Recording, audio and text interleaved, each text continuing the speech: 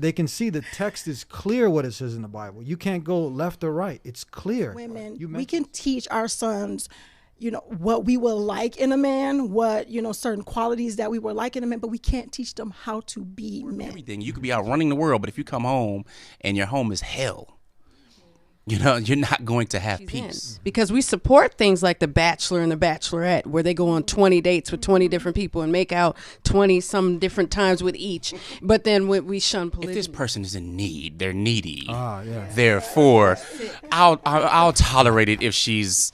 Oh yeah, the so pity that, what party. We call it a pity party. Oh yeah, so let's talk about that for a second. Think is that one of them? We'll put that on the list. That's one of them. There's the emotional blackmail from a wife, or threatening to take the children away or leaving. You have to raise boys to be men. Okay, raise boys to be men. Who are these sisters next to you? I'll let them introduce themselves. I'm again Coach Nazir from Outstanding Personal Relationships. This is Coach Fatimah. I'm his wife. And I am Coach Nyla. I am also his wife. You said something interesting there. I mean, you've chosen to take on a great responsibility. These are not your mistresses or your girlfriends, but they just introduced themselves as your wives. Absolutely. Yeah. I feel you really have to be twice the man to participate in polygyny, especially in today's society. I mean, there's some countries that they see you as less a man if you don't have multiple families. Indeed. I mean, when we even go to the origins of monogamy, which is relatively new, the whole goal was just to allow you to have one legal person, a legal wife that you would take care of, and any children that come from that. That didn't prohibit you from having as many concubines, mistresses, jump downs, or whatever you want to call them, boyfriends, all of this stuff on the side. Monogamy just has one person. So when we look at politicians or preachers like Jesse Jackson or Bill Clinton, they're practicing monogamy without issue. So you said they're practicing what? Monogamy. Who are the men you were mentioning? Those are just some politicians. Yeah. I mean, we can go all the way across the board. Because we see that many people are practicing polygyny, but the legal form that's not accepted by the Creator. Because you have, I don't think there's many people that are clearly practicing monogamy. They might do the legal version, meaning that they have one legal wife, but like you said, they're messing around, with all these other women on the side. So they're practicing an illegal form of polygyny that's not accepted by the Creator. Right, indeed, and that's our thing. Again, we're not anti-monogamy at all. We're pro-morals. Yeah. And as part of that, one of the forms of marriage, and meaning that pro-morals mean that we support marriage, which is the crux of any society, any community, any nation, indeed. And polygyny is a form that has so much wisdom in it, and a lot has been lost in our conditioning. Yeah. So back to the basis, what I was saying with, because for some people, they've been conditioned so much, the knee-jerk reaction is right away to say something vile, to think something bad, and to say something maybe that they start bullying and whatnot. So one, you guys don't all share the same room. You live in separate houses. Correct. Right? What else? That's basic. Let's go over some basics. You're not promoting for people to start being polygamous. You're just promoting, trying to educate people on this, so people start attacking people who are practicing what the Creator has legalized for them people to practice. So indeed. These are some of the basics that we can cover. Okay, good stuff. Well, I'm not going to hog the mic. That wouldn't be fair, because the other stereotype is that, well, the man just runs and women just don't have any brains. Mm-hmm. So let me pass that on to my wife, Fatimah. So you understand what I'm talking about, the basics now. We're going over. So people who just hearing this, it's a culture, it's a shock for many people. Right. But just one thing. What hasn't been put, when I said shock, I want to take that back, because there's so many shocking things, immoral shocking things, that we've been so desensitized that people are just accepting everything. Right. Well, to get to your question, we don't live in the same home, but we have traveled together, and we've cooked in the same kitchen and interacted together with each other, and we had a good time. We actually have a good time together. So it's something that's doable if everybody agrees. Now, with that being said, it's difficult for me to have my grown daughters in my kitchen, much less my co-wife in my kitchen, because we share the common idea that we need to have our own space, and we respect that. Now, I always joke and say, how big would the roof be? Are we talking 53,000 square feet?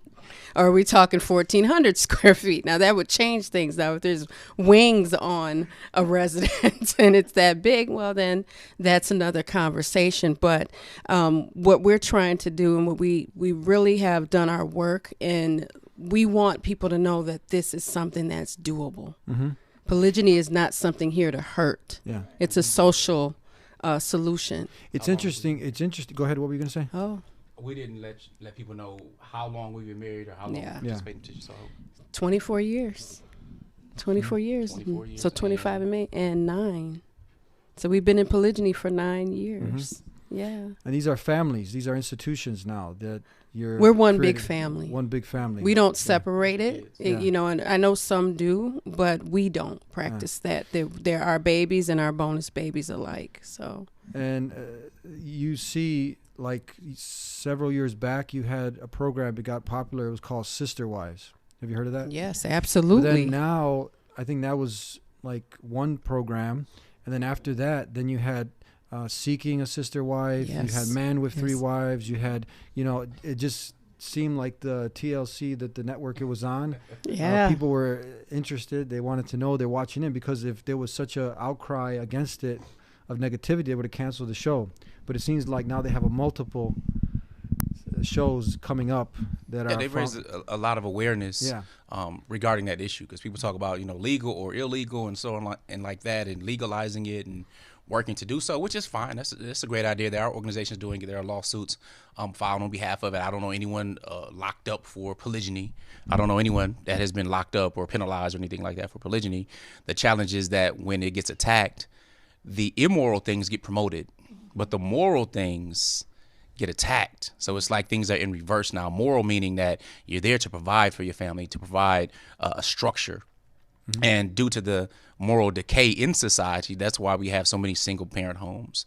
That's why we have the rise in alcoholism and depression and suicide. Many things stem from the trauma that is caused in dysfunctional homes where abuse is going on, even if a person doesn't recognize it as abuse. So I guess the question would be more, why would these women, no one really wants to know why men want to participate in polygyny. That's really not usually a question. But why would the women really want to participate in polygyny? Why would that be an option they would participate in? Yeah, that's her God-given right. Because people always think about the man, but now you're infringing on the woman's right and telling her what she can't and can't do again. She's an adult. Indeed. She's made a decision, and it's not something that now is something new. It's something throughout history, and we'll get to that in the next point, showing that this is something that was a way of life for hundreds of years. Thousands. It was something that was normal and still today in many different countries. So it's not something that's immoral, it's moral, and it's sanctioned by the Creator, by God Almighty. Exactly. It doesn't have the same issues and challenges that we currently have in society today where you don't know who the father is. The TV shows have gotten famous with, I'm not the father. You know what I'm saying? It's really sad that a child doesn't know who that is. And because one of the knee-jerk reactions is, why can I have more than one husband? Even biologically really wouldn't make sense. Who's going to be the father? And what women really want to take care of more than one household or even have the physical ability to do so. So, that's when you relegate marriage to just simply sex versus an institution that is there to protect the family, continue life, and provide morals and really create and develop leaders. Let me go back to, and you guys, whoever wants to address this, back to the basics. So we're still on the basics of you guys not coming out to want to call people to this, but you want people also to get educated and stop bullying people now who end up practicing this way of life. Again, that's sanctioned by the Creator. Right. And help people also through your relationship counseling to help people who are in this type of a family structure to go ahead and have it run more peacefully and to help them give them the tools to deal with the challenges that Absolutely. Right. Because do you see when I use the term bullying that people they bully? Yeah. We've had a lot of that happen where any incoming wife or subsequent wife, second wife comes in, or, comes into the family, or the husband marries a second wife or subsequent wife, they're considered the home wrecker or not the real wife, or just a person who doesn't have the same rights as the initial wife. And it's like, it's a negative thing where it's like, okay, well, she's hurt and she's in pain, and, someone did something to harm her, the initial wife.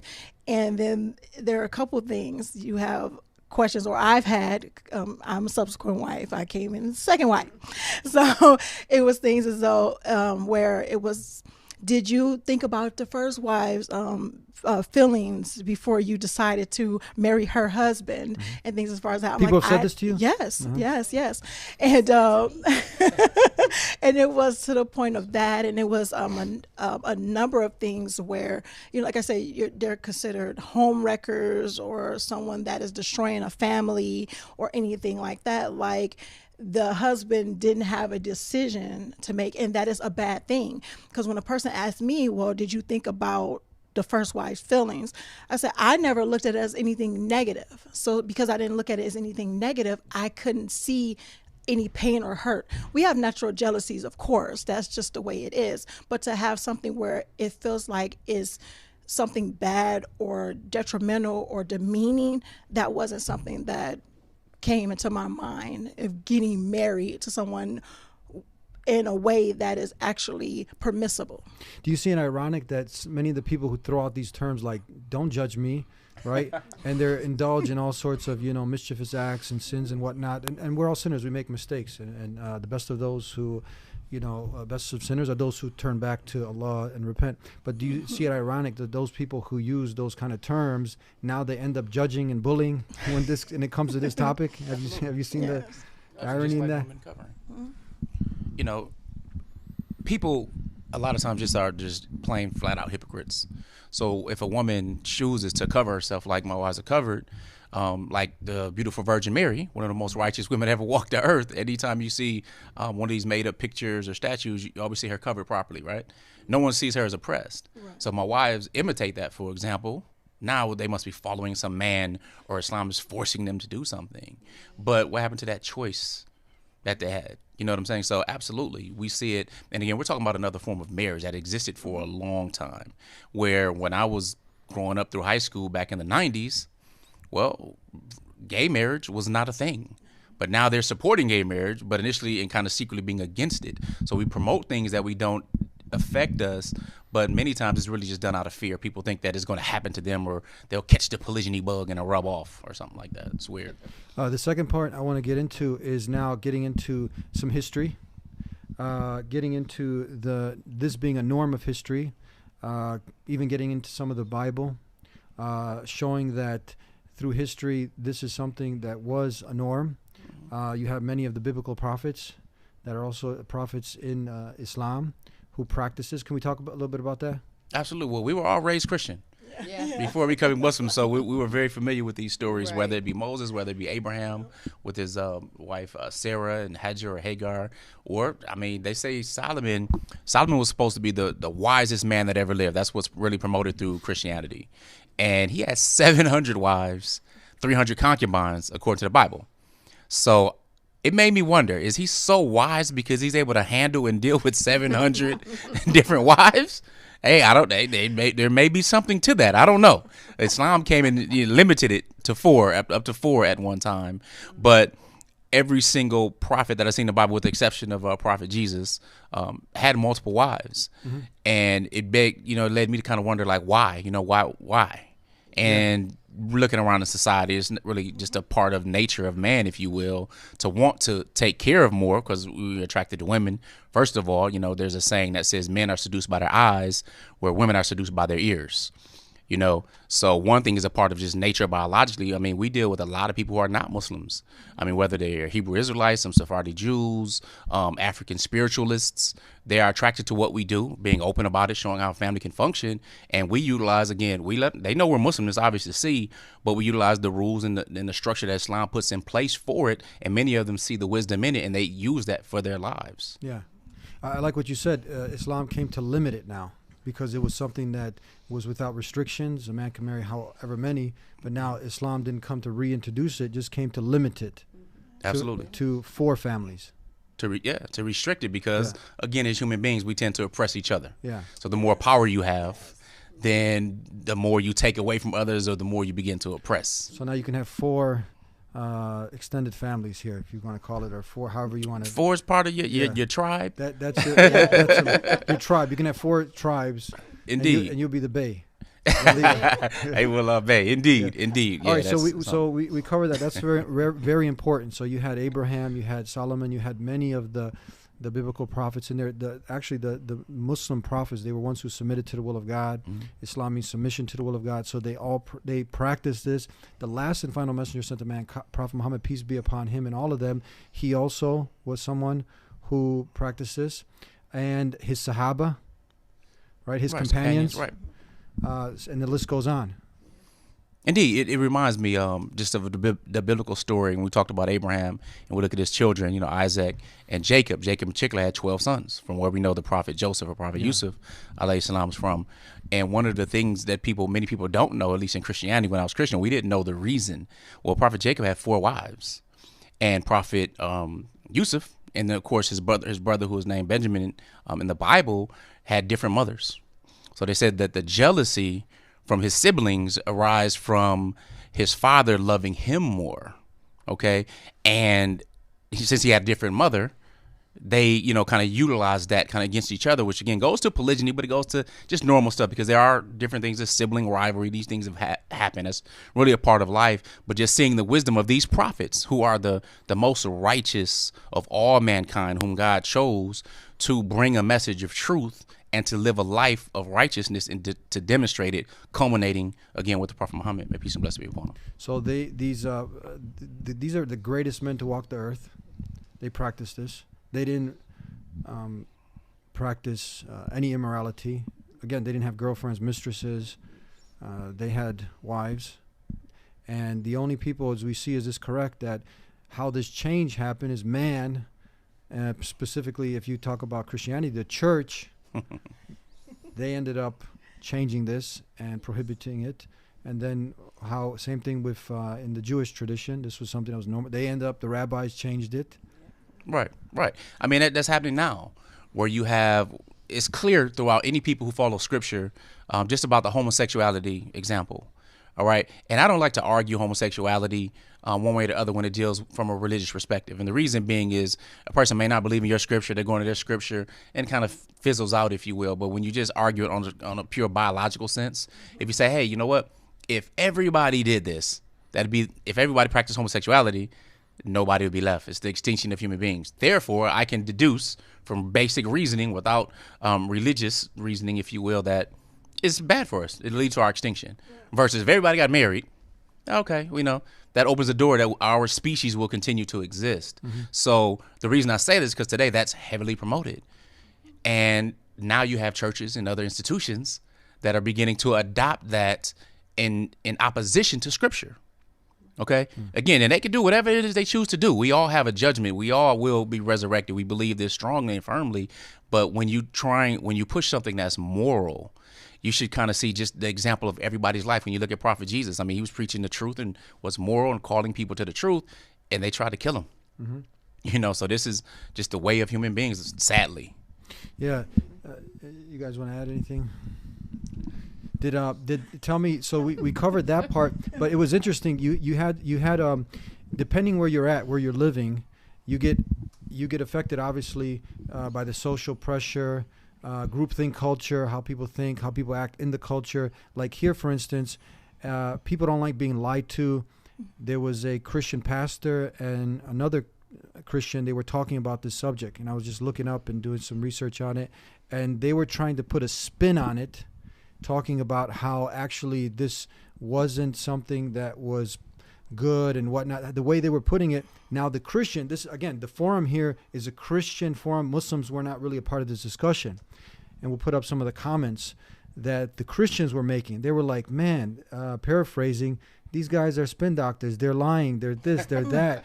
Because they're lying. They can see the text is clear what it says in the Bible. You can't go left or right. It's clear. Right. You mentioned some examples, but this Christian pastor and another Christian, they were trying to put a spin on it, and the Christians, not the Muslims, were calling them out. You can see some of these comments here. It was very interesting. You know, it's crazy because I just put a post up about polygyny and about an article that I read that tried to put a spin on it, that talked about how negative it was. They talked about gay marriage and how it's legalized and things as far as that, but then they were talking about how it doesn't look like polygyny would be legalized or those type of things because they had some skewed information that made it seem like that the women are controlled by the men, that they're that the men who have the money and the power take over all the women and that they control them, and the boys are uneducated. The men who can't afford, so to speak, to take care of multiple women, they're the ones that's just shunned and kicked out or anything like that, kind of like a lion in a pride where it's like it's a fight to the death, and or you get kicked out of the pride and now it's just this man that controls everything. And I said, you know, that's really interesting because it's not about, I mean, it's about a moral, like the moral compass. And I said that if polygyny was not ostracized and is an option more than being ostracized, then the moral compass would change. It'd be better for a community, better for everybody else. Not saying that everybody has to practice polygyny, just that if it was a viable, I mean, it is a viable option, but if it wasn't so shunned, you wouldn't have a lot of people hiding who are practicing polygyny. There wouldn't be people that wouldn't have a problem with it, but then you would see that people are trying to take care of their responsibility, because that's what it's about, taking care of responsibility. I felt that monogamy was really pushed to allow men of power to not really take care of the responsibilities of their desires. That's a really good point, because we see now in history when this actually happened, where we talked about the consistency of this practice, but then we see the church, the rabbis changing this, and then you see the Roman Empire at one point where they illegalized this, and they ended up having one wife, and they made it illegal, but then you can have as many concubines, and these are modern day mistresses. Can that be synonymous? Absolutely. Mistress, concubine, sex. Yeah. It's interchangeable. Exactly. Yeah. I mean, because it's a big responsibility now. People think this is a joke. It's a big, huge responsibility to do what you're doing. Exactly. You know, it takes a man's man to step up and to take care of, you know, the families like you are. But it's easy to go ahead and just, you know, have some side chick on the side. Yeah, that type of thing breeds the immorality of society. So whether it's prostitution, whether there are children that are just left alone without any father around. I mean, look at in my community, in the black community in particular, you look at single family households being out of control. You look at a government that has been at war with black people for a very long time, especially after the rise of black consciousness in the 60s. You had black exploitation going on. You had drugs introduced, and then you had mass incarceration that affects us. And I come from a state that I really call Jim Crow North, because it locks up more black people per capita than any other state. And we're in the Midwest, you know, so communities are decimated by it. One viable solution, and then this is if you can find a good man. See, the challenge is that, one, women already outnumber men to begin with. So now in a community that lacks good men to begin with, something that's not abusive, there's not alcoholism, other abuse going on inside the home, and it's actually a marriageable individual, the women are really at a loss. So the onus really becomes on those who are responsible, again, to become more than twice the man, to restore peace, restore order, restore some harmony in the home, where now women can have the honorable title of wife and operate as such without permission from anyone other than the creator, who gives you rules and regulations with which to operate by. So the idea here again is educating the people, and for those people who will hush quiet and not say anything, scared when somebody is practicing a lifestyle that's displeasing to the creator, and here versus someone who has a green light from the Creator, shh, Absolutely. don't bully, don't bully. There's such a thing today as slut shaming. Slut shaming, which is kind of oxymoron, because the Prophet ﷺ let us know that if you have no shame, then do as you wish. Shame is supposed to be there to help us with our shyness, with our modesty. If you have no shame of being a slut and promoting that and calling yourself a slut and doing those types of things, then morality, there's no moral thermometer or thermostat anywhere. And what good, if we're looking for good and peace and justice, is going to come from such type of thinking? We take one example of the culture, let's say here, but then you have other Christians, for instance, in Tanzania, you have John Magufuli, I believe that's the president there, where he's Christian, it's not Muslim, where he's calling men, because now they have a huge epidemic, a problem of women there who cannot get married. And it's not like the system here, let's say, where the government takes care of you. If you don't have a man there to take care of you and everything you need, you're going to be just left alone. I mean, it's a very different environment. So he's giving incentives to men. This is the president of the country in Tanzania. Have you heard of this? Yes. And he's Christian also. So I think you have, like 30 million women, 10 million men, something like that. So what do we say about them? We say we have a solution. Right. The solution is age old. We don't need to take another census and anything else. We have to, one, raise boys to be men. Okay? Raise boys to be men, because that's really where it starts. And that takes responsibility. It takes a sense of justice. It takes a sense of morality, because those type of men, one, are attractive to begin with. And that attraction will help you attract the type of woman that you would like to build a family with, okay? And being able to do that one time, and if you grow and expand and continue growing, because it's about knowing thyself and then growing thyself, you can do it a second time or a third time or a fourth time and make a massive impact by duplicating that process. So we already have many solutions, and this particular solution dealing with marriage, which goes to the core of everything. You could be out running the world, but if you come home and your home is hell, you're not going to have peace. So this is a major, major solution, and society's crying for it. So why hide and go into that when this is something that's moral? We want to educate people, equip and empower them. Broken home, broken society. That's it. That's the formula, right? And that's what we have today. I mean, if you look, what are the numbers of zina, fornication, of immorality? It's the highest, we've probably seen, right? It's skyrocketing, just marital affairs and all sorts of corruption that's out there. And now, why would you attack something that's actually a solution to that? Right. And that's the thing too. When we talked, a couple of things with the women outnumbering the men. And it can go into mortality rates, his babies, and all the other things like that. And I was talking to my daughter, and I said, you know what? The crazy thing is this. It's like, okay, let's say every available or marriageable man married one woman. Married one woman. There's so many women that are left. They're left without a companion, without the opportunity to have children legitimately, things as far as that. And it's a breakdown of a community, because now they're fatherless homes. There's not a person there to help boys become men. I know that there's women that say, I can help my son do this. We as women, we can teach our sons what we will like in a man, what, certain qualities that we will like in a man, but we can't teach them how to be men.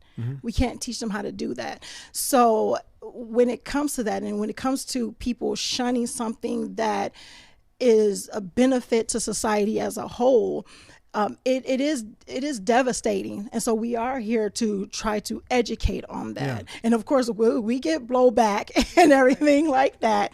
However, our thing is, we know what we're doing. We're strong in what we're doing. We stand strong in it. And those who are looking to benefit from it and who are looking to receive the help, we help them. Yeah. It doesn't really matter for the most part, it doesn't really matter what people think. If it's something negative, we're going to still stand strong to our morals, and we're going to still stand strong to for our beliefs. So the Creator, God Almighty Allah, is not forcing you to implement. You don't have to, but don't bully people who have chosen this as a solution to them, And that leads me to my next point is, so we covered history, we covered some of the basics. And the third point I wanted to cover, it actually being a blessing for women, for many women, it's a blessing. We've seen many. I've talked to many different imams, have shared stories where there are so many women coming to imams because women cannot get married today. So they're coming to the imams to advocate for them. And many of the imams are terrified because if they say anything, they got a position, they got a job, their community they probably lose that position, that job, so they hush, and they can't speak on the topic. What do you think when someone says, how is this a blessing for women? How can this be a blessing for women? Well, for us personally, we try to make things easier on each other instead of harder. I think that oftentimes in our community as Muslims, we don't open up the dialogue about polygyny. We run from it. So our job is to not run from it. We're not running from it. We're not telling everybody they should do it, because you do have to be built up a certain kind of a way as a man, like we were stating, in order to create that balance, because you're the imam of your home. And in our case, are separate homes, but we all have the same core values. And we really, as a community, since our community is hurting, we're Muslim. We have to open up the conversation. There should be no reason why people fear polygyny or entering it, or we shouldn't have trouble with brothers having to officiate it and running and being afraid, because it is the judgment that they're afraid of. It is you facilitated something that is not right. But if if it is right and it is halal in the eyes of Allah, then who are we to say what our opinion is on that? It's something He allows, and we need to shout that as loudly as possible. All of us. I haven't always been that way, because I always make this joke. I'm over 40 now, but 20-year-old me was very possessive and jealous. And I was like, I'm not sharing my husband with anybody. I know he can have another wife, but we're not doing that. But I made the decision without his input. And I'm sure it is something that, even at that young age, he was 19, I was 20 when we got married. I'm sure it ran across his mind. And it's interesting because my own grandmother said to me, she said, he's young and he might not want to just be with you always. Now I was like, what are you talking about? Why not me? Why not me always? What do you mean? Because she was wiser, and she knew, even being a Christian woman, she knew that men had the desire for more than one woman to be in their life. She wasn't saying he would be promiscuous. She was just saying he's not different than any man I've met. Mm-hmm. And I've learned that now. I love that though. But we try to, within our family, we try to make it easy. So I think about the times that we've had some tragedies in our family, whether they be health, whether they be death. My co-wife has been there for me. I've been there for her. Mm-hmm. And if I had not have had that, it would have been more difficult on our husband to try to help care for both of us in those instances. So have you seen some of these feminist movements? I mean, you have women out there who obviously a man should be kind, merciful. As Allah tells us, the blueprint is there, how a man should treat his wife on a footing of compassion and kindness. And you have also how a woman should be towards her husband. This is all laid out. It's clear in the Quran and the Sunnah. We don't have no guesswork. But then you have sometimes, again, you have the social culture, this pressure that comes in, and then now you have this drive that because of this pressure, many women get stuck doing things that they would normally do. Let's say they go away from the blueprint, and next thing you know, she's missed her fertility window. She's old and by herself. You have a lot of non-Muslims, examples. You read a lot of articles, women now who've accomplished so much, and they have the certificates all on the wall, and everything's you would think from a worldly perspective she's accomplished. Now she's alone. She's sad. She didn't establish this family. Now this can potentially be a solution for her, right? Because she maybe can't have that one. But now are the feminist movement coming in and saying, let's help. This will actually help women. This can be that blessing to help fulfill the life of so many women who just cannot find, a husband. But potentially this door can open for her to come into be in an extended family. Okay, a couple things. That can be. It can be. However, as a solution, is polygyny is excuse me. Polygyny is not just to save women from desperate circumstances. Yeah. Many times you get people, sadly, Muslim women, that try to use that. Well, if this person is in need, they're needy.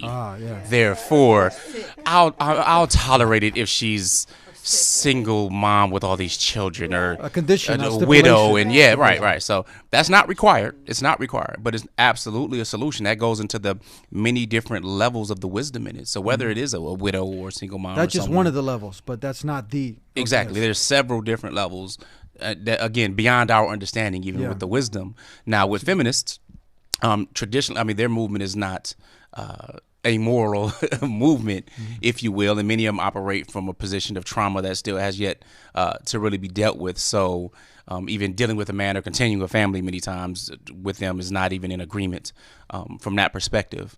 So what occurs is the person has two choices. You mentioned a super worldly successful woman at a certain age. She has a choice. Okay, either I'm going to find a man to get married. And when it comes to my community in particular, when I'm talking about the black community, we're talking about less than 30% of black women even get married to begin with. We're talking about 30%, 1 in 3 gets married by the age of 30, period, which is a shame, but it goes into those options. And one, Islam is a solution. And then, of course, polygyny when it comes to a form of marriage. However, that's not the only solution.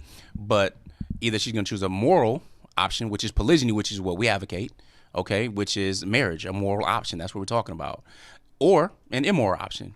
So you'll suffice to just have a man in your bed, okay, to take care of your physical needs.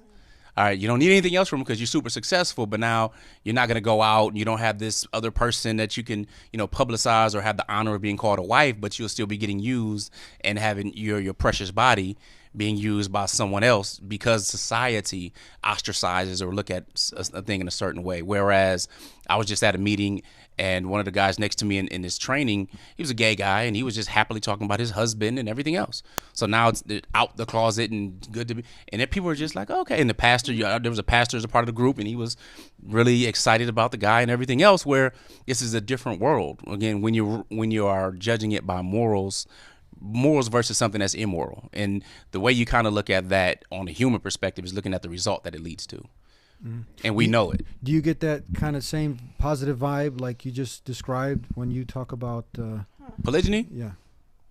Me personally, people don't come to me in a negative fashion, maybe because I'm a man and I put very little weight on people's comments about something. I learned that once I become Muslim, because my majority of my family, almost 100%, of course, except those I'm married and the children that come from us, they're non-Muslims. So when you do that at 16 to 17 years old and you change your diet, you change your lifestyle, they've already ridiculed. My ridicule meter and bovine excrement meter has been hit as a teenager. So if somebody comes at me with something, then we can either have an intelligent dialogue or we can go at it in debate, intelligently in that fashion. But the women can speak more on that point. Yeah. I wasn't that strong when it came. I didn't. I was a people pleaser. I'm still kind of that way where, it's for the greater good. It's for the betterment of whatever. Less drama, no drama. I'm happy. I'm at peace. However, it got to the point where I wasn't at peace. I wasn't happy because I wasn't being true to me. I wasn't being true to myself, or I felt I had to hide something that I didn't feel that was actually wrong because of fear of what other people had to say about it or what other people had to think about or what, it got to the point where I said, you know what? They're not living my life. I'm not doing anything wrong. I'm not harming anyone in the process. So why am I caring so deeply about what they feel about what I'm doing with my life and, and my family or anything like that? And it was when that light bulb or that switch changed and I was able to confidently say, well, this is my life. This is what I'm doing. I'm at peace. I'm happy. it took a minute, but people around me saw that, and they saw that confidence, and they saw that, you know what, she is for real about this. And they thought about it a little bit more, because knee-jerk reaction, they're going to say whatever they want to say. But when you put them in their place, and you don't have to be disrespectful with it, you just let them know. When I was able to do that with my family or my relatives and let them know that this is what I do, this is what I practice, and you guys don't know the ins and outs to make a decision on what you're saying or what you're talking about, they had to sit in that. They had to say, you know what, you're right. I don't know. I have not given this a chance. I haven't looked at it from a different perspective. I was just being closed-minded. And when they started to see it from my eyes, when they started to take the blinders off or whatever it was that was shielding them, they started to see, you know what, that makes sense. She's happy. She's not being harmed. Everything is working out fine. Why do I have a problem with it? Mm-hmm. And so when they had to ask themselves, why do I have a problem with what she's doing? And they couldn't answer it in a positive way, they had to stop. It was just that simple. It was like, okay, I'm either going to do this because I'm a bully, or I'm going to stop because it makes no sense to continue on with that. Science, we're in the day of science, and some people take it as a religion. When you have studies, do you know anything that you can share with us? There's been books written on this. One in particular comes to mind, The Myth of Monogamy. You have a study called the Coolidge effect. I don't know if have heard of this. Yes. So what can you say because you say when you get into a debate, a dialogue, on one end we see a lot of emotion, right? And then on other end, we've listed history. We can talk about science now. We can look at solutions. When it comes into the realm of science and just the anatomy, the biology of man and woman, and how this, Indeed, I don't remember the specific number, but I think it said 9 women, or 9 men. He said 9 men. It'll take 9 men, maybe a year or two to repopulate the earth. Mm-hmm. Okay. To repopulate the earth. I mean, just biologically speaking, it's nothing. 9 men? Like 9 men, yes. Billions of people can come from them, right? But here's the thing, and we know this in the amount of sperm and stuff that is ejaculated. I mean, it's part of the reproductive system. We are all only here because 2 people got excited. All right, 2 people got excited, and part of the creation process, we came through that. But little known to many women, especially Muslim women. I read a quote where a woman said, my husband came to me and said, you're a 10. I don't see the need for, 3 other wives. I'm like, well, maybe you don't know the nature of man.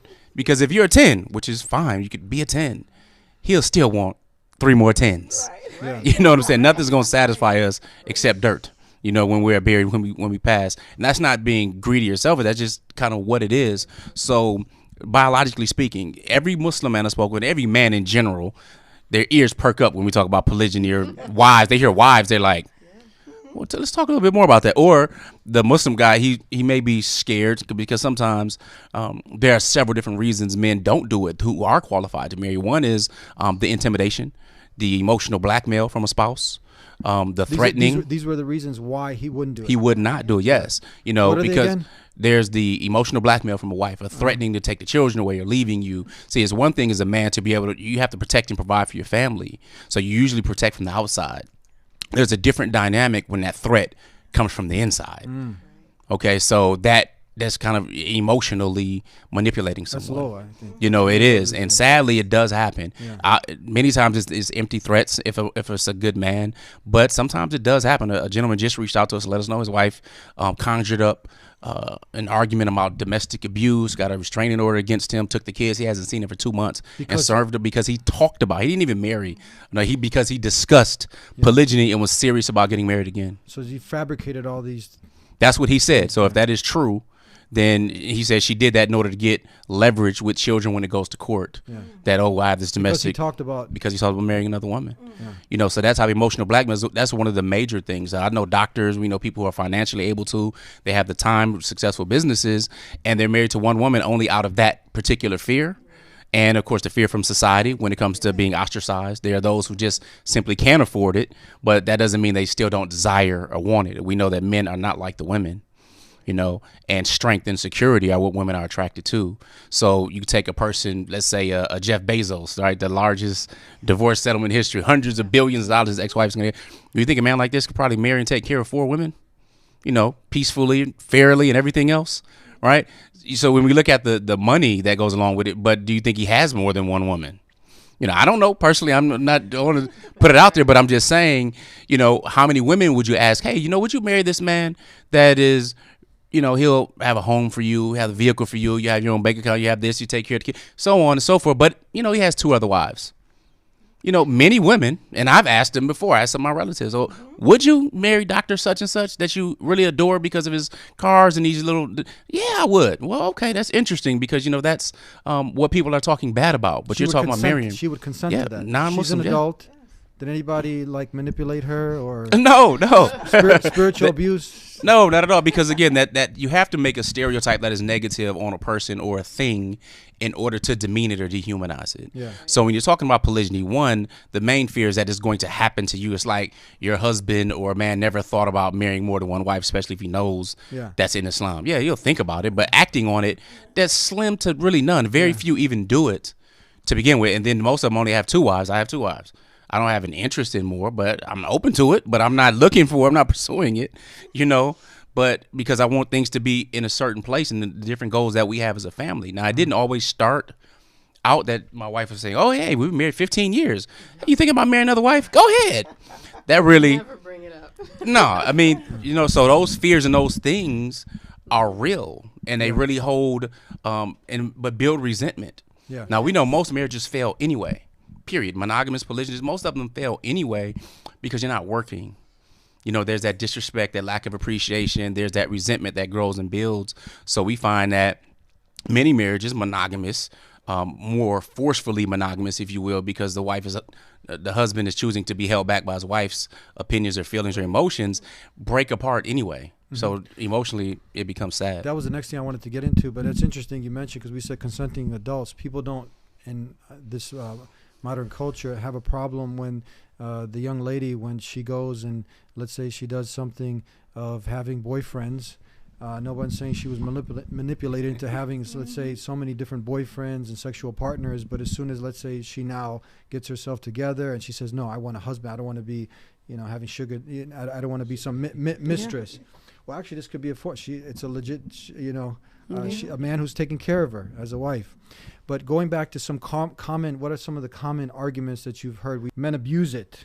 They can't be just, those are a couple. What do you hear when you say that? Because you mentioned that most of the time you have monogamous or one man, one wife relationships. You're already against the odds. 50% more than 50% fail. Yeah, exactly. More than 50%. Now that's actually a true statement. Yeah. Okay. Because men do abuse. Okay. So the likelihood of a marriage succeeding, period, monogamy, polygyny, or otherwise, it will fail. You have to work on it. So when someone says, oh, that person's not qualified because they're just going to be abusive or something like that, that's possibly true. But however, why would you want to hold on to a man that's being abusive, even in monogamy? Polygyny shouldn't be the problem that caused you to leave that person, because if they're already not qualified with you, you probably should either work on it to try to fix and rectify the situation or find a better situation. Mm-hmm. So these are knee-jerk reactions in Islam because we know that the 2 conditions for a man to do so is fairness and time and money. Okay, and time and money, those things are measurable. It's not emotional fairness or anything like that. So those become the things that he can't do it anyway because he's poor. Okay, maybe there's some truth to it. Maybe not. Many times we live in luxury. If a person is, the people that are watching this right now, watching it via the internet or watching it via TV, there's a lot that goes into that, and there's a lot you're paying for that. So we're living in luxury and speaking from a position of privilege, when most of the world, over 60% of the world, makes less than $2 a day. Mm-hmm. Okay, so poor can be relative.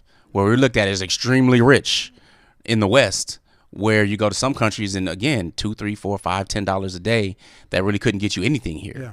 So it really depends. But at the same time, like you mentioned before, I think it was Tanzania you were speaking of, where if they don't have a man, that's it. You're homeless, you're on the street, you're begging, you relegate to prostitution and a number of different things.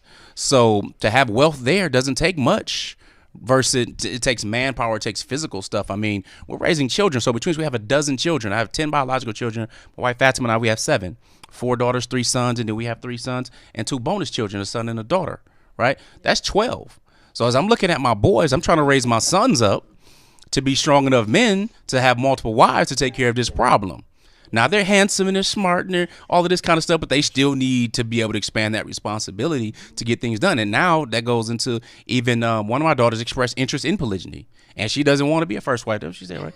She doesn't even want to be a first wife. She's like, this is our youngest daughter. She's pretty funny.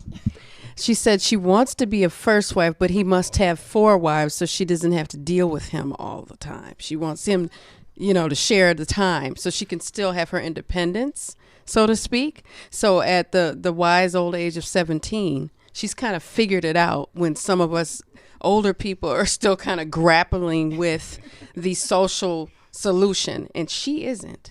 She sees what it is for what it is and understands the value in that. And I'm like, well, we must be doing something right at this point to relay that to her. But again, she's just looking at the world she's in, because we support things like The Bachelor and The Bachelorette, where they go on 20 dates with 20 different people and make out 20 some different times with each. But then we shun polygyny. So we have the society has normalized this dating multiple people show, or the Real World, where you sleep around and you have no rights either way. But they will not normalize polygyny, something that has been normal for centuries upon centuries. It seems like this is another trick on women. Because now the women are the ones who are suffering at the end. If you what you just said, they have all these reality shows, how date this person, but she's left at the end with nobody. Yeah. Right? There's no security. Not even a rose. Yeah. At the end of it. And the emotion that comes from it, it's like you're dealing with real people, real emotions. And so to play around with that, it breaks people, it tears them up. And then that's carried on to another relationship or into your household, into your children. And it creates this perpetual cycle of pain, hurt, destruction, things like that. And so that's the part where it's not about polygyny being the only form or anything like that. It's about it being where people understand that it is an option and it's a benefit. It's not something that is detrimental to a society. It's a benefit to society. Well, that goes under, let's go back to add, because we talked about the blessings, many blessings there for women, like you just mentioned, that and this would fall in line. Let's say someone has a career, for instance, right? They pursued a diploma. They don't want to be, let's say, a full-time with their husband. Talk about this, and this suits them. They don't want to. They don't want to be cooking all the time. They don't want exactly. Right? This they is want exactly their space, right. Their woman time. This is exactly what our daughter said. It's like you were a fly on the wall in the house. She said, "I want to have my own career." And I want him to be able to go to his other wives' houses. I'll have my time with him. He can have his time with his wives. But we have another daughter who's right off the jump. She's like, well, that's not what I want. I kind of want to have my husband to myself. So it's a social solution for the women that do want to participate in it. Mm-hmm. But we're in polygyny, but we're not telling our daughter that wants her just time all the time with her husband to enter polygyny, because right now in her mind she's going, that's not something I want. We celebrate that, but then we also celebrate the fact that our youngest daughter is saying that's something that I want, and I want it to be known straight out. Mm-hmm. I think oftentimes polygyny fails because people are not doing the personal development that it takes, that is ongoing. Because sometimes people go, oh, well, Coach Fatimah, Coach Nazir, Coach Nyla, what do I do? And they think it's a quick fix thing. And it is indeed not that. Yeah, imagine if because we're supposed to be emulating the best of men, the best of women, and let's say for the women, looking at the mothers of the believers, would they be champion what today some Muslims unfortunately are falling into, going to certain festivals, events that are clearly against the deen. But now, how would the mothers of the believers, who were a part of this was their lifestyle, what would they be saying today? And are we taking them more as an example, or are we taking more of the example from the Kardashian show. Right. Right. And that's the thing too. When we talk about, okay, so who is your role model? But that it goes back to morality. It goes back to the morals. You have the age of Instagram and social media and do it for the likes and these things like that. And you have girls taking off their clothes for the likes. You have girls, showing off their bodies for the likes instead of, and I talked to my daughter about, I said, it's crazy because when we were growing up or as girls, we were very smart. It's about the school and books and learning things. So then we start liking on a boy and then we become dumb, and not to be negative about it, but it's like you're doing so much for this person, trying to vie for this person's attention, and you stop doing the things that is best for you. You stop doing the things that is best for you because you're too busy wondering if this person like me, if this person accepts me or anything like that. So so now we're trying to be that example, though. We're trying to be the example to say, you know what, you really have to think what it is you want out of your life, and is that good? Is that good around the board? Is it good for you? Is it good for your family? Is it good for, and I have my 3 things I said. Is it good for my deen, which is my way of life, my religion? Is it good for my life, for my mentality, for my sanity? Is it good for my hereafter? If I can answer that positively with a yes, then that's where I go, and that's how I teach my children as well. That if that's what it is, because it's about morals, it still goes back to morals. And I think it was what else I was going to say. I think it was one sheikh, Tawfiq Chaudhry. I think it was him. Years ago, I was listening to him, and I think he had stated he calculated the amount of time that the Prophet ﷺ, because he had mentioned that how sometimes you can just be having your world revolve around this individual. You become very possessive, jealous, and now it's like you're almost like worshiping this human being. Instead of taking this as a mean for me to get to Jannah, Allah is the one I worship, but now it puts a barrier between you and your creator, your excessive jealousy and excessive love. Right. But now when you look at the Prophet ﷺ, when you divide up the homes that he had, I think he came down to, was it 2 days a month? Yeah. If you do the math. 2, possibly 3, if they weren't on expeditions or the growth, right? Yeah. So when you look at that, and then there's another, I think this was Mufti Mank who had mentioned, I believe it was him, that we also have this notion to come out and say, well, he did it because this political reason. He did it for this. Yeah, there was some wisdom behind certain marriages, but at the end, it's not always the case like that. Exactly. We don't need to justify polygyny because the default in Islam is 2. Okay, the exception, the general is polygyny. Okay, and that's how it's been understood. This is, when you see tafsir all the way back for centuries, the default is at least 2 or 3 or 4 in Surah An-Nisa, where Allah Ta'ala lets you know to marry 2 or 3 or 4. Okay, but if you fear you can't be just or be fair, then 1. And obviously, there's a general, then there's exception. Which one is more? What's more is the general, not the exception, where today things are reversed. And they're reversed not just with the understanding of our deen, but it's clear that it's the understanding of the Quran. Because we're dealing with, genocide across the country. We're dealing not genocide across the world. We have concentration camps going up. We have families being destroyed. We have now the norm being 1 versus the wisdom of what Allah Ta'ala says when he talks about 2 or 3 or 4. See, the challenge is that one of the main reasons it's not going to be pushed is that because it requires men to be more. All right, and men are currently in charge of the different laws and in societies and stuff like that. So if it's going to require you to be more and be accountable and responsible, that's shunned upon. They don't want to be, because just look at the Me Too. It's too fun. You can be fun.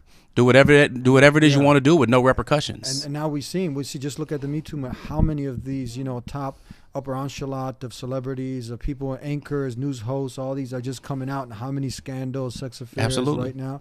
So why would they want to step up and be real men? Absolutely. It costs them more in growing and integrity, and it shifts the balance of power. Yeah.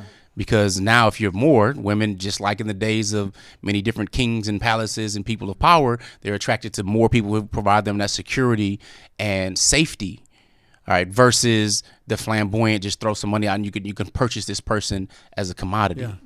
You know. Next one, a common one is okay. So we covered the abuse one. Men abuse it. You mentioned that. I mean, if by that logic, people shouldn't even get married because people just abuse marriage in general. Right. So, right. The likelihood of you succeeding in marriage is you'll likely fail because more than 50% fail. But does that mean you throw marriage out the window? Yeah. So we covered that. Another argument, it's illegal. Right. Well, here's the thing. There's a couple things. There's a difference between lawful and legal. Okay. So lawful meaning that the creator says what's lawful and what's unlawful. Now, before this country existed, the question is, was it lawful? Absolutely. Now, legal, polygyny has not been legalized either way. Bigamy is illegal. That's when the state has two marriage certificates, which is an entirely different discussion because those are actual bonds. They have two marriage certificates and married to two people at the same time. That is what's illegal. That's considered bigamy. Okay, that's a felony. With polygyny, that's not legalized anywhere. So that's hence TLC doesn't have a problem and the families don't have a problem putting the show on one man, three wives and sister wives and looking for a sister wife and every other wife, co-wife show, whatever that's going to come out. Right. Because and again, even in Utah, you know, they have different court cases trying to legalize certain things. My challenge is this. When a country or when a state, let's say the United States, when it comes to them legalizing something, then they're the ones that make the rules for it. OK, we already have the rules. Allah Ta'ala has already revealed this over 14 centuries ago. So that's lawful. So before this country had been invaded with genocide against the natives who were here, this was already lawful for thousands of years. This country is a baby country, only a couple hundred years old. You know what I'm saying? So what am I saying is more important as a human being, as a Muslim? Am I saying the one who created the earth and everything on it without these borders and these superficial things? Or am I saying, hey, nope, there's somebody in some institution that came and made what is halal haram and now making the haram, homosexuality, halal. Do I go ahead now I change my belief system because now there's gay marriage and now I support it and approve it and I'm going to go to the march with you? No, those people they can do whatever they like to do, but that does not change it from being unlawful to lawful. So we should not use the same logic when someone takes something to be that is already lawful and say, well, it's illegal. You know what I'm saying? Because truth be told, I mean, slavery was legal. You know, Jim Crow laws are still in effect. Yeah. You know, there's still housing issues and racism is very prevalent. I mean, the United States is the supremacy or the pillar of white supremacy throughout the entire planet. So these things still exist. So if we look at something like that, the question is, who are you? Because when I'm raised, I'm not going to say, hey, I'm a black American. And this is why I did do this and I didn't do that. Allah Ta'ala, no, that's not who I pray to. Do you see some of these scholars or some of the civil rights activists who are out there popular amongst the Muslim community that if we can make a contact, put you in touch where you guys now to advocate your rights as Muslims now with all these other rights being perpetuated for different alphabet movements and all this other stuff that's out there to really now I think it'd be a noble task to take this on because this is a family structure and families now are being destroyed because of the pressure, the bullying and whatnot. Right. Do you see that maybe now they'll come up and start on the platform speaking for, you know, supporting, educating, helping people who are in your positions not to be oppressed? That would be nice. It sounds like an extreme fantasy because, again, it requires men to be accountable. And the people that are currently in charge, when we look at the Congress and the Senate and stuff like that, these are white men. And, again, I'm just saying the history of this. What about the Muslims now? The Muslims are still looking at themselves as a minority, and also in the United States in particular, we're looking at ourselves as though Islam is something foreign. So the face that you will see talking about polygyny or other Islamic issues on different media with pundits won't be faces like ours or like Malcolm X's or Muhammad Ali's. Yeah. They won't be black American faces. We've been here for a long time, even before Columbus. So many are still trying to go along to get along and have a mentality like after 9/11. All of a sudden we become really scared. So we don't really want to rock the boat there. I haven't seen it like that. It'd be great. I mean, we work with like the ACLU on a number of different things and stuff like that. But we want to, for those who are wanting to be proactive, who are wanting to learn how to control their emotions and actually see this way of life not as something being rumored about and talked bad about and abuse and everything going on, but can see the beauty in it and how it can actually function when you focus on working with yourself. That's one of the main reasons we started, outstanding personal relationships. Because now you see, like in the schools, you have, let's say, a boy, he's biologically a boy, and he says, no, I don't want to identify with being a male, I'm a female. And now you have groups say that's his right? And now the law is going to be changed and you can do whatever. Then you go to the doctor and you want to cut off a perfectly healthy arm. The doctor will think you're crazy, but now you want to cut off a perfectly healthy organ here for production and whatnot that God gave you. Now you have, the doctor's going to help facilitate that, and you can't stop him.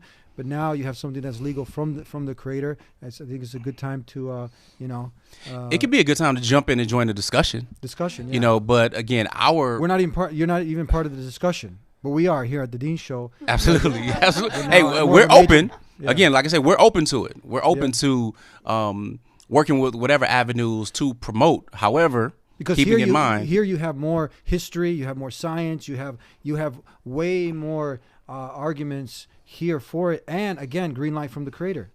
Absolutely. And look, again, we're not averse to it, but those we want to focus on helping are those who want and are proactive in whether they're single looking to get involved with polygyny or monogamy, just having a healthy marriage and working on your intellectual and your personal development. That's where our focus has been. But should an ACLU or an organization contact you and want to kind of speak and put something together, of course, we don't mind being, the forefront for that. This is good. We're advised to do things well. We're advised to help bring people together. So if we have the opportunity to help bring people together, to help their marriage out, to really help it expand in a healthy fashion, emotionally and so on, of course, we're all for it. Again, that's why we're called outstanding personal relationships. It's not just called the polygyny thing or anything like that. You know what I'm saying? It's really about being outstanding. Another one in the common arguments, the person says, look, the man says now that I can't even handle one. Right. No. You know what? I love that one. That happens all the time. You heard that one? That happens all the time. Well, I can't even handle one. Well, first of all, and that's like he's overtly saying that you're crazy. Like of course, starts to attack. Of course, they love that. We've had the posting. We've had people say that, and I'm like, hey, that's cool. Then you're not the man for the job. That's what my wife say. Well, then you're not the man for the job. Yeah. Again, it's not for everybody. Now, usually that's just a mask. That's usually a mask where, okay, I can't even handle one. First of all, if you're handling a wife like handling a horse or handling an animal, that's probably the issue. Yeah. You don't need to handle a woman. Yeah. You know what I'm saying? We need to expand our interpersonal communication skills and work with living with another human. Yeah. So that kind of is the first part. If we think we need to handle them, that could be a challenge. And I'm serious. Men really do say that. But again, it's about growing yourself. Like he's referring to her as an animal. Like I can't handle. Right. Yeah. Like again, the bride that goes on the horse. Yeah. When we look at the etymology of different words, the bride is controlled. That bride is the thing that you put on a horse in the front and everything, and it really controlled there. But again, like they say, you're not the man for the job. And usually it's a mask because that same person may be involved in illicit affairs or you might have an addiction to, one or several different types of things. So many men are not the right people for the job. Yeah. What do you think? Recently you did have a imam who was brave enough to come out and speak on it. I think you posted about it, but then he got attacked because maybe there was a slip of the tongue. He we always want to make excuses for our brother. Maybe he made a mistake. He said something. You know how it is. You get up there, you speak sometimes, and you might utter something that it's a mistake. But people exclude all of the potential good things he had to say. Right. You know what I'm talking about? On polygyny, on the topic of polygyny, this khutbah was done in Kenya, and it was he was really good with Imam it. Sheikh Said Raga, right? Yes. He has since apologized for his comments, which were very venomous against the African American community. Well, yeah. So that part had to be thrown out immediately, but you would have to sort that out, and the rest of the khutbah was actually great. The challenge is that was so poisonous in the tongue that it poisoned the message of polygyny he was actually giving. We shared it for the message of polygyny, but people just didn't edit that part out. People just were zooming in on that. And it was, again, it was very wrong, and it was very hurtful.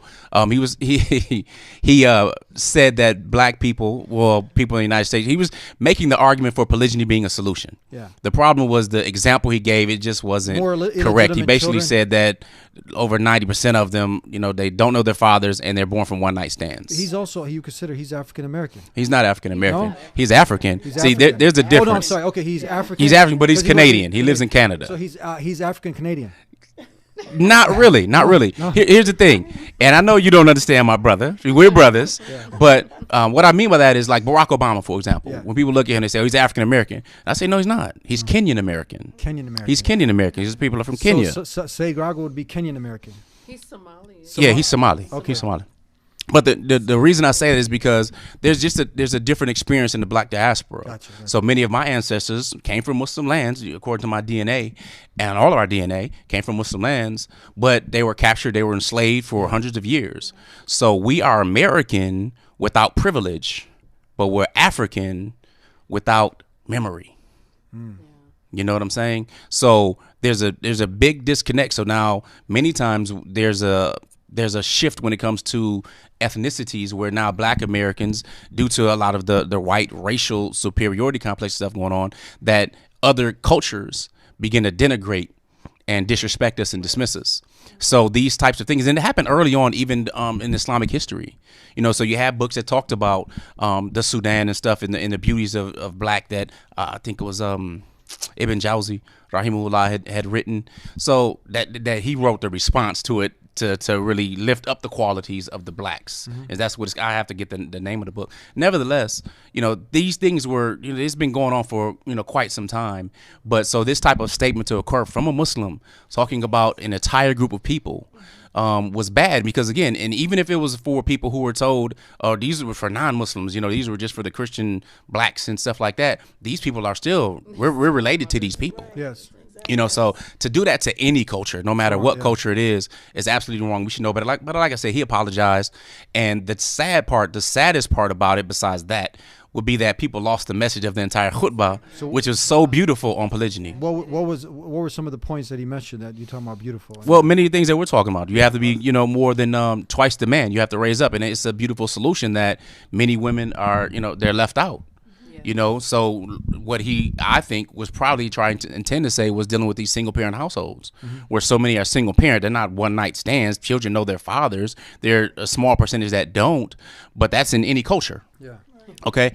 But it's a solution, you know, for situations like that. So he dealt with that, but he also dealt with the responsibility. And I hadn't heard it this way before. He said, you know what?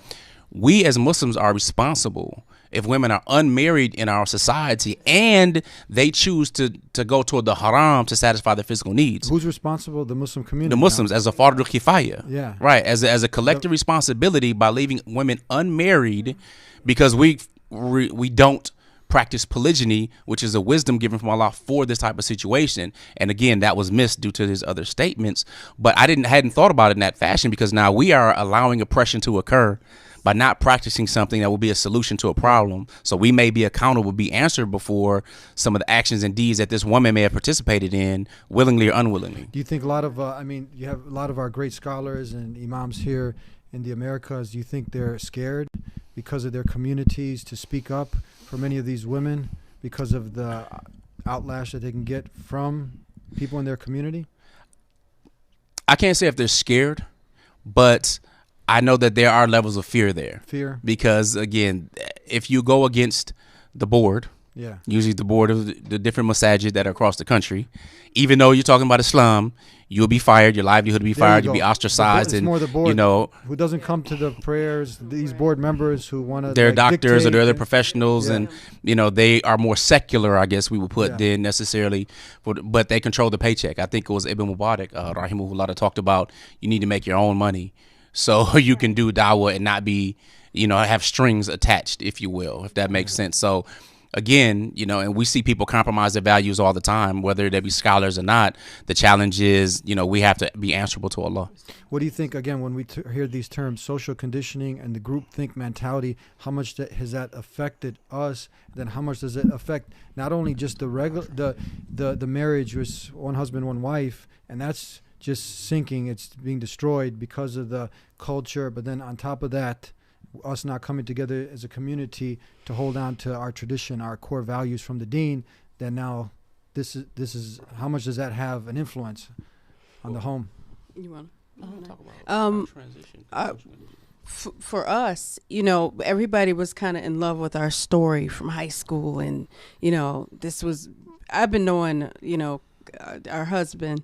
I always say our husband. That's another thing. I don't say my husband. But I've been knowing him since he was 14. I was 15 when we met each other. And so when we took our Shahada in the, mid-90s, and we went to the masjid. Everybody just knew it was just me and him, just me and him. And then we had our children, just me and him and our kids. And that was it. And they took almost possession of our story. So then when my co-wife came into the marriage with him, they didn't want to hear that because they had put us on in this place that we didn't ask to be at. And it was destructive because they took our story of growth and loving each other and creating this family, and they used it to hurt her. Mm-hmm. And then they would take their marriage and use it to hurt me. So I said, well, that's enough of this now. So now when people do try to approach us, somebody even went after my co-wife on social media and then tried to smile in my face. And I said, no, you don't get to smile in my face because you're talking about my family. Mm-hmm. So you don't get to play one against the other. Yeah. So when we know better, we're supposed to do better.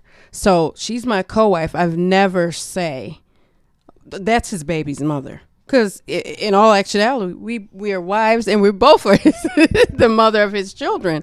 But I don't take my marriage and to try to diminish hers with mine. Yeah. Because the community has tried that. Yeah. They don't do it to our husband because I believe because he's male and they know males have the potential to become dangerous and intimidating, and they kind of want to see what they can do. So if they know they can use us to hurt him or to hurt one another, they will try it. And these are people we're saying that we have been maybe friends with or acquaintances with or business partners with. They will try it. So it is for us to set them straight. Yeah. You know, we're not afraid to open up the dialogue of, this is my co-wife. I will hug her before I hug anybody in the room if I'm at the masjid. I'll hug her first. My children hug her first. Then everybody else that's a Muslim sister gets a hug from me. Yeah. So I try to, if I'm elevating my marriage, I elevate theirs. I don't go, oh, well, you know, I'm the first wife and this is the second one. We're both wives. We both are. Yeah. So I don't like to use different terms that people will twist. You know, because the problem is within them. It's not within the three of us. We did a lot of work what are to some get of the here. Things so people can recognize? So now we'll get some practical tips going for people who are out there who've chosen to live by this way of life that's ordained by Allah subhanahu wa ta'ala. It's a sunnah of the Prophet sallallahu alaihi wasallam and all the majority of prophets that Allah subhanahu wa ta'ala sent. That now some of the things so people can spot it.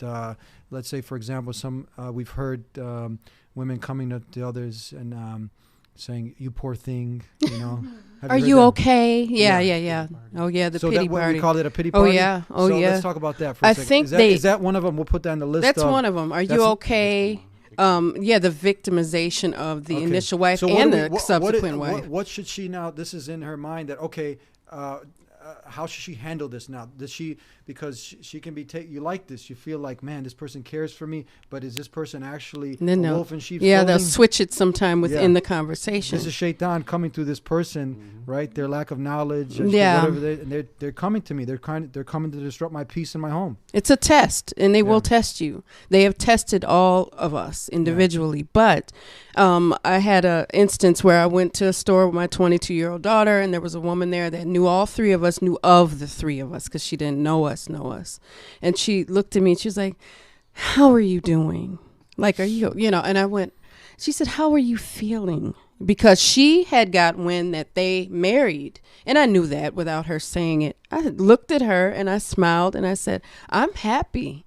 Alhamdulillah. And she was like, are you still married? I said, absolutely.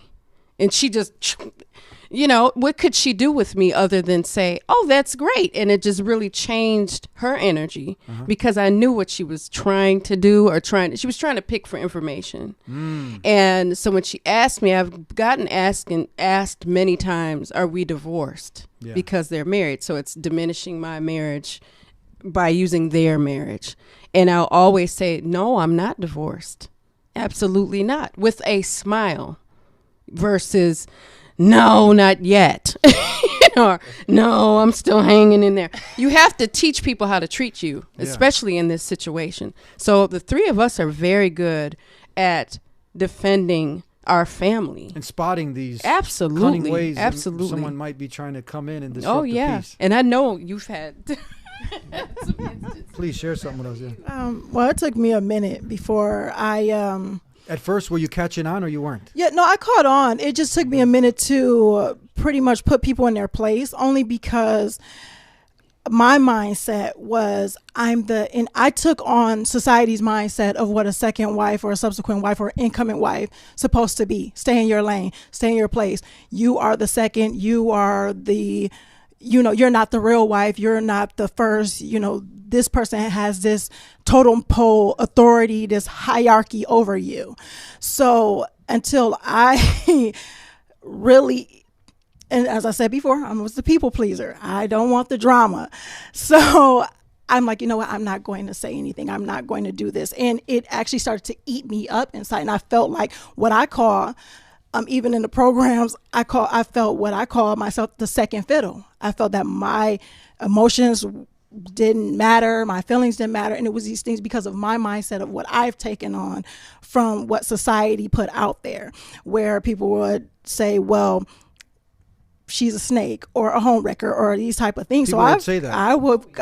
Yes, I was called a lot of different nice names, not nice names, I guess I should say, and it bothered me so much. But instead of speaking out on it, I kind of just shunned it, or I just went into a shell because I didn't feel that I had the authority to say anything, because I knew what I was getting into. I knew what to expect. You're coming in, so whatever happens to you, you deserve every little bit of what happens to you, and be happy with it and deal with it, because you are not that important. That's pretty much the societal feelings or norms that I was getting, and that a number of incoming or subsequent wives would get. And I've known that because those are the questions that come to me, where they feel that they have to meet with the initial wife before they marry their husband.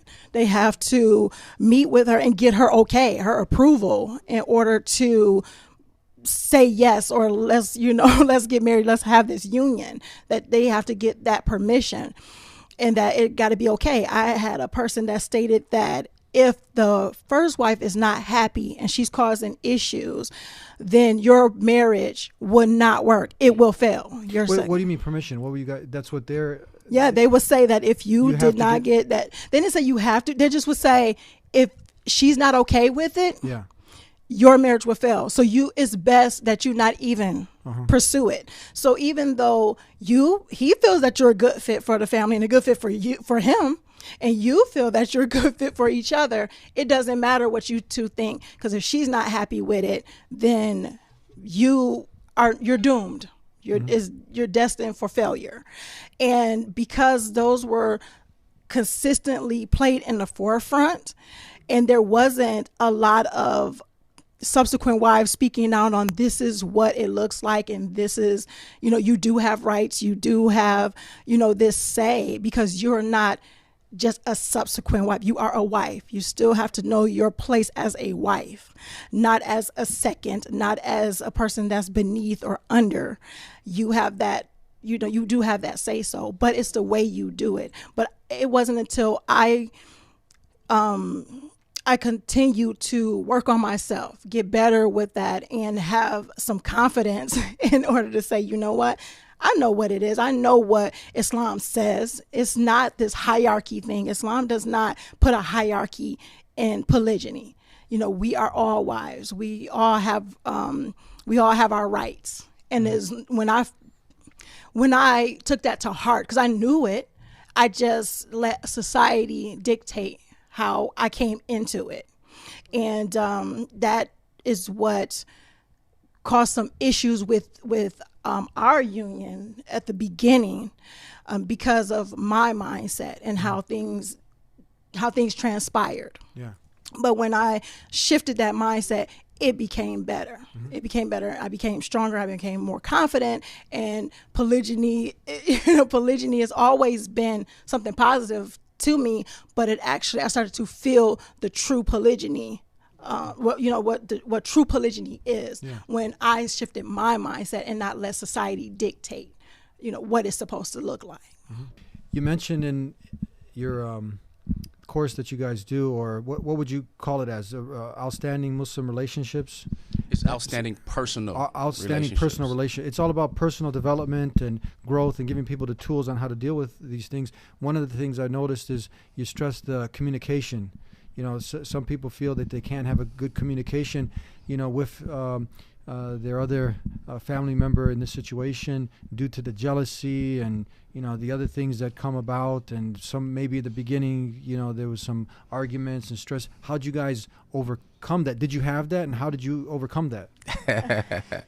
Yes. That's a yes? We've had communication challenges. Absolutely. And I'll share mine. I'll let the lady share theirs.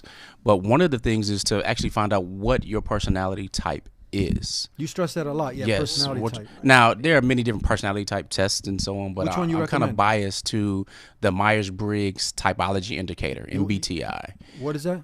MBTI, Myers-Briggs Typology Indicator. They go to that website? And so you can go to humanmetrics.com and take the quiz for free. Humanmetrics.com? Correct. And you can see your personality type. Yep, after you take the quiz. What's the advantage of taking that quiz? Oh, my goodness. There are numerous. One, it helps with your communication. One, again, the very first thing as a man with being a leader and becoming twice a man is you have to grow. So you have to know where you're starting at. So you have to know yourself.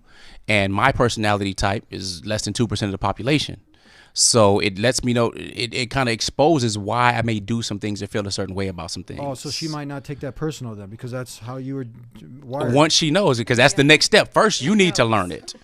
First, you need to learn it, and then share it with your spouse or spouses, because you want to know theirs, they should know yours, and then we know how each other operates. So my wife Fatimah's an extrovert. All right, I'm an introvert. And Nyla straddles the fence, but mainly an introvert.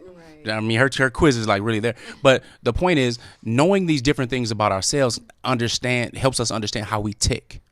So now we know the language with which to use, or we know what may upset someone. But it also helps. I mean, major companies like Google and Amazon and major companies do this specific quiz really for their corporate teams and see who gets along best and who will be the high performing teams. So as high performers and high performance coaches, we also want to utilize the same in our lives and our families, which again is that crux that we talk about. So knowing your personality type is very, very important. What can you say that going through the storm, earthquake, hurricane, what would you call it, or all three in one?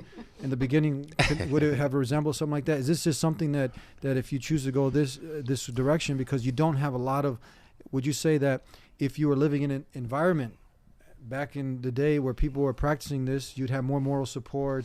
You wouldn't have a lot of these outbursts that maybe happen today, these just out of control rages that people fall in, because you have others who are also involved and say, hey, what's the problem, right? Absolutely. You see things, so you know what the standards are, what the expectations are, and you can model that, or you could ask questions, where today it's hard to find. So we had to go on a philosophy that we hold with, be the change you want to see in the world. We saw too many people failing at polygyny, failing just at marriage. And I'm like, we kind of developed a process amongst each other. We went from the challenges, we kind of overcame that, the drama and the roller coaster thing, to really be where we are now, which is having great synergy amongst each other, where for many, that's still just some type of fantasy, but it really takes that growth. So what we did is kind of amalgamated the knowledge and experiences that we've had and different students that we've worked with and that we taught all over the world, and put it together at outstandingpersonalrelationships.com. Yeah. Did you go from feeling like there's no way I can do this, and with these challenges now, has this helped you grow to become a stronger Muslim, a better relationship with Allah? Yes. Oh yeah, I was at a place where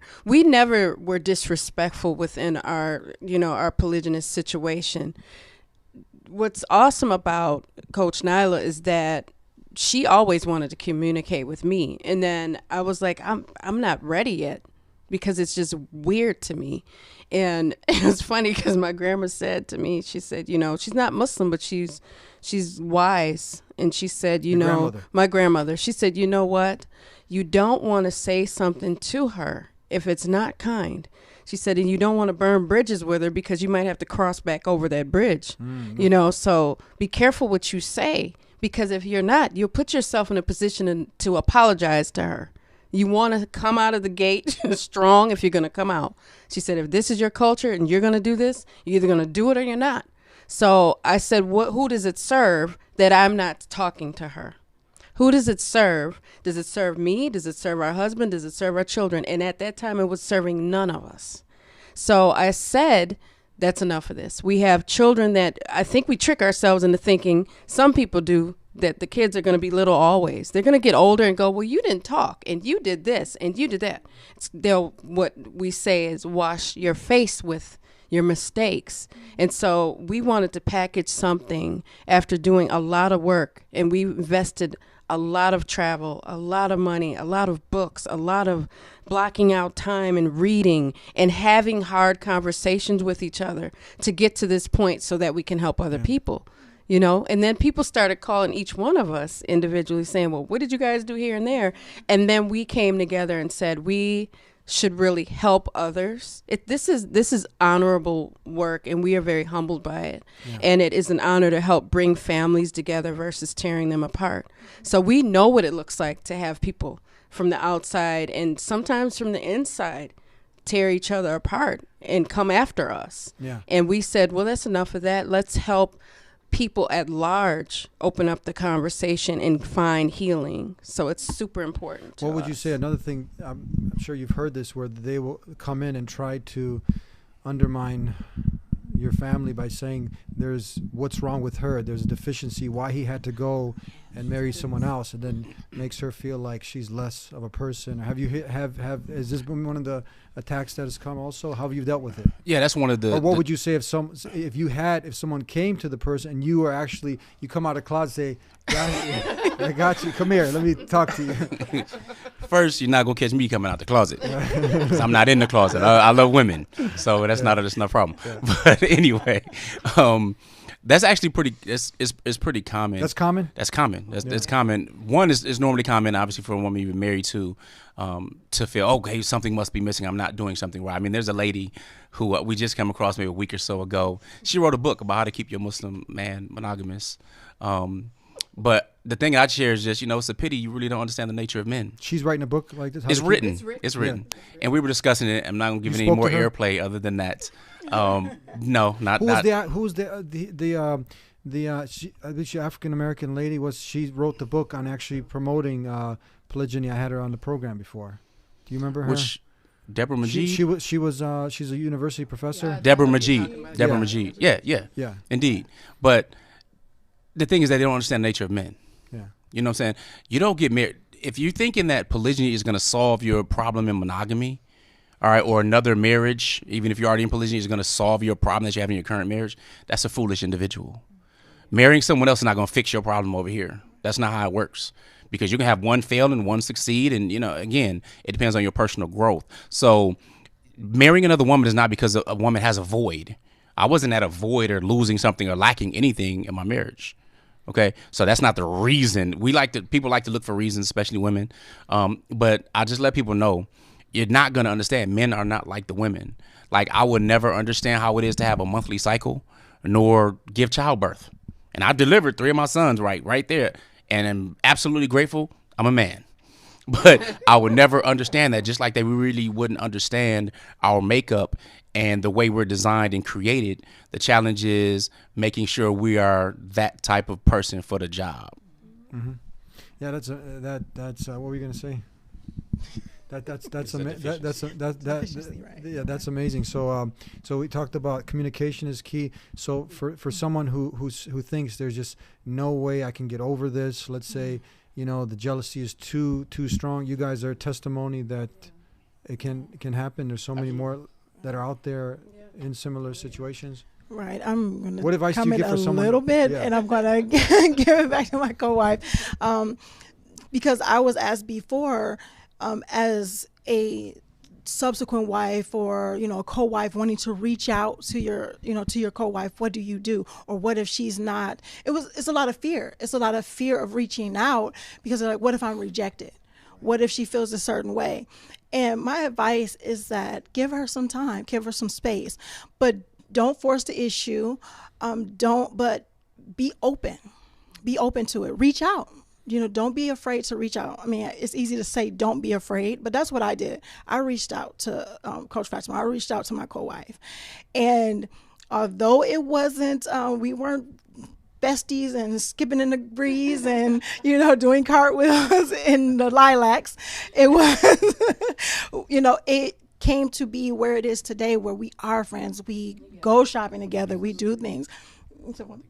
It's okay. So, and I was going to get there too. Yeah. So the example was that I started off, I was giving gifts. I knew when her birthday was. I'm very observant.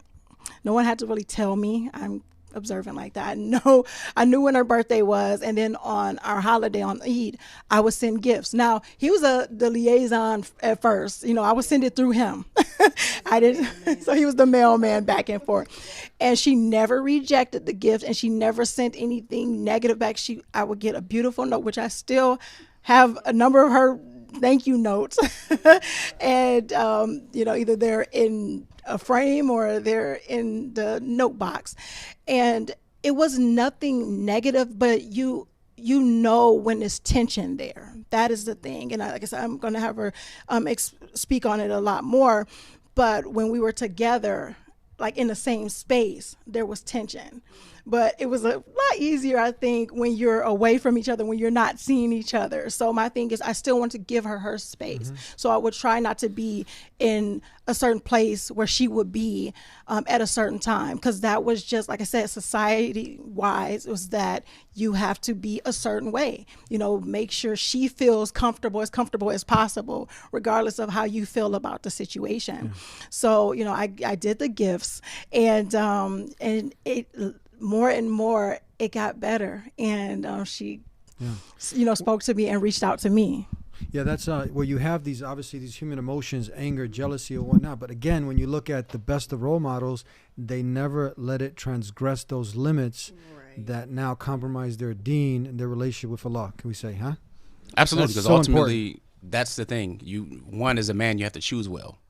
Yeah. So if you're choosing someone who's messy, and you're not choosing for the family building, then it will likely not only fail, but it will probably cause a long-term effect, negative effect on your initial wife or your previous wives. Mm-hmm. So that's extremely important. I knew that both of them feared Allah, you know, regardless of when we could overcome whatever challenges with patience and being diligent on personal development. Yeah. I can go on, but we got to conclude at the end, summarizing the main thing: don't bully. If people are, this is not obviously promoting, you're not here to promote it, you're here to educate and help people who are in it. Also, and through this education, to have people think like, you know, you're supporting all other parts of movements, or you're quiet, you might not believe in something, but this is part of the deen, is part of Islam. Don't bully people like yourselves who are practicing it and working to please your Creator and doing, you know, a responsible thing. Absolutely. Matter of fact, our book is going to be released early 2020. So depending on when your viewers are watching this, they'll have the opportunity to get the book from us that we're all writing together from each of our perspectives as well. Yeah. So that's, again, outstanding. Outstandingpersonalrelationships.com. Yeah. All right. Thank you guys for being with us. Jazakallah khair. Nice little session. And thank you guys. For anybody who has any questions for them, you can go ahead, leave it in the comments below. And we'll see you again here next time on the DEEN Show, every week with a new exciting episode. Subscribe if you hadn't already, and we'll see you next time. Until then, peace be with you. Assalamu alaikum.